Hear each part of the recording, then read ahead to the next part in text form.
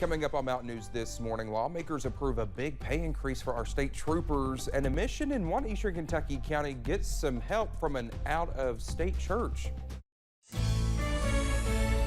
Dedicated to eastern and southern Kentucky, this is WYMT Mountain News this morning. Good morning to you. It is just before 5 o'clock on this Wednesday morning. I'm Dakota Makris. Thanks for waking up with us. And let's take it over to Brandon, who is kicking off our severe weather alert day coverage this morning. Well, they might be asking, well, there's no severe weather right now, so what's going on? But here's the thing.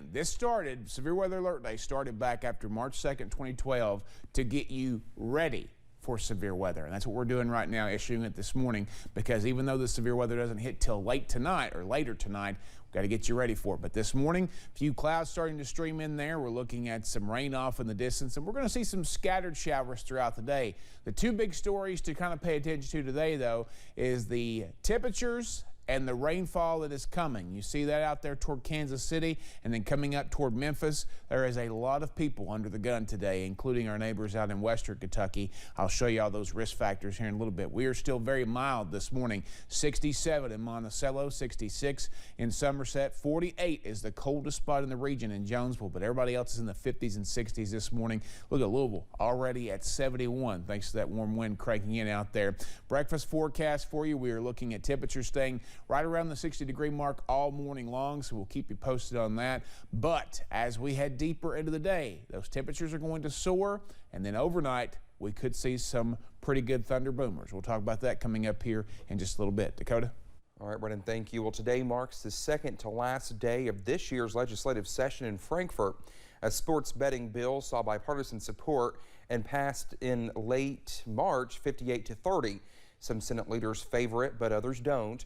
But there is time for it to get the required votes in the final 2 days of the session. Medical marijuana, however, has a tougher road. So far, it has not received any hearings in the Senate. Governor Andy Beshear thanked lawmakers yesterday for taking up his proposal and approving raises for our state troopers. He signed House Bill 259 and Senate Bill 209 in front of the new KSP cadet class Tuesday morning, bringing the largest raise for state troopers in the department's history, a $15,000 pay raise for all state troopers, and a $15,000 boost to the starting salary. The governor says these moves, along with investment in recruiting campaigns last year, will help bolster the agency back to its needed level. Between the two of them, we are seeing some of the largest and certainly more diverse classes than we have seen in a while. It's really important. It's going to help us be safer. And the great part is it's working not only to bring troopers in, but it's also cutting down on retirements. The new salaries also come alongside higher stipends, continual training, and body cameras for state troopers. The American Trucking Association reports America needs about 80,000 truckers. Transportation experts say the shortage is driving up the price of goods. In Kentucky, you must be at least 18 years old to hold a commercial driver's license and operate a commercial vehicle in the state. But you must be at least 21 years old to drive a commercial vehicle across state lines, carry hazardous materials, and transport any passengers. Rick Taylor, president and CEO of the Kentucky Trucking Association, believes lawmakers should do more to bridge the age gap. When someone leaves high school and they're making a decision of whether they want to go to college or whether they want to go to some type of trade, they're not waiting until they're 21 years old to make that decision. The Kentucky Trucking Association is traveling to high schools across the state, encouraging young people to join the profession. Well, if you live here in Hazard, you've probably noticed the many changes that have been made downtown, and this comes after the city's strategic plan of 2020. That is a 28-page guide that highlights the city's goals for a 5-year time span. Infrastructure, workforce improvements, downtown revitalization, and community engagement are all goals within the plan. Downtown coordinator Bailey Richards says Hazard has welcomed a large number of small businesses since the plan began. Now, as someone who works here and does the work that I do, I want this to be a place that we can have economic prosperity for the city, for the citizens, but then also I want to see our small business community grow, and that's something that we've really pushed for. Well, she adds that although the strategic plan covers a 5-year span, city officials hope to continue making improvements well beyond that time frame. Emergency Christian Ministries is a homeless shelter in Williamsburg looking to do more than just house those in need.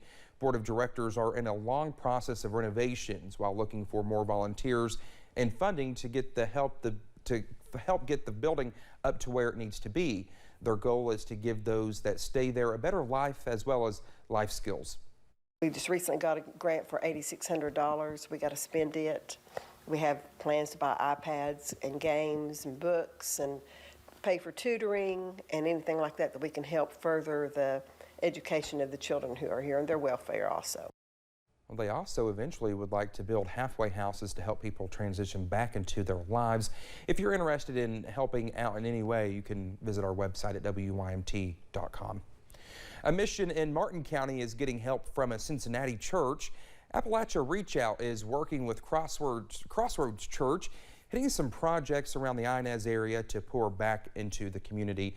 Those involved say it is a blessing to be part of something bigger than themselves, encouraging others to find ways to serve.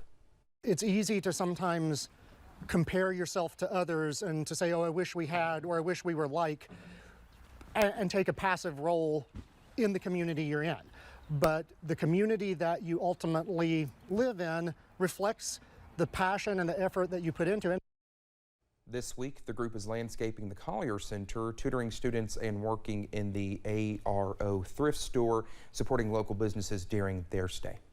Thank you so much for getting your Wednesday morning started with us here on Mountain News this morning. When we come back, a new study suggests some changes in our atmosphere is at fault for ramping up rainfall during hurricanes.